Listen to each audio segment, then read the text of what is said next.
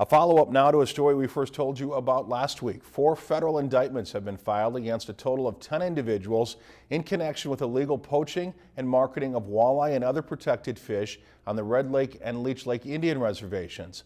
All 10 people were charged with 1 count of transportation, sale, and purchase of fish taken in violation of the Lacey Act.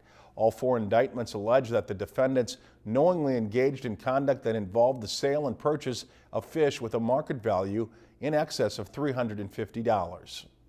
The first indictment charges 53-year-old Larry Bellafy of Bagley, 54-year-old Thomas Sumner of Red Lake, and 47-year-old Brian Holthison, also of Red Lake. This indictment alleges that between July 2009 and July 2011, Sumner and Holthison took fish from Red Lake for commercial purposes without the approval of the Red Lake Fisheries Association. The indictment specifically asserts that Sumner and Holthison caught the fish and that Sumner and Holthison then sold the fish to Bellafy, who resold them. The second indictment charges 45-year-old Michael Brown of Cass Lake and 48-year-old Michael Nye of Bemidji.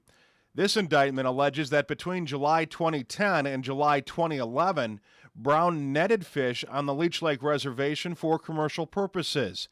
The indictment specifically states that Brown netted the fish and then sold them to Nye and others.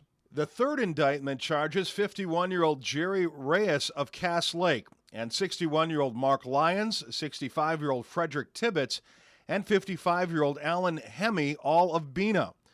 The third indictment alleges that between September 2010 and July 2011, Reyes, Lyons, and Tibbetts took fish for commercial purposes from several lakes on the Leech Lake Indian Reservation.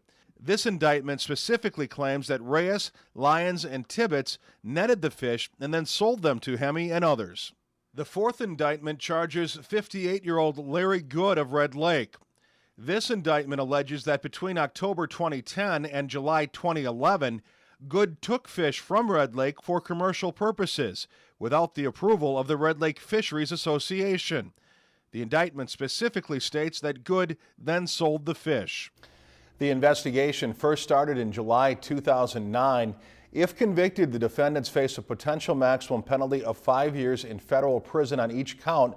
And because the federal justice system does not have parole, a convicted offender will spend virtually his entire sentence behind bars. Any sentence, however, would be determined by a federal district court judge. If you've enjoyed this segment of Lakeland News, please consider making a tax-deductible contribution to Lakeland Public Television.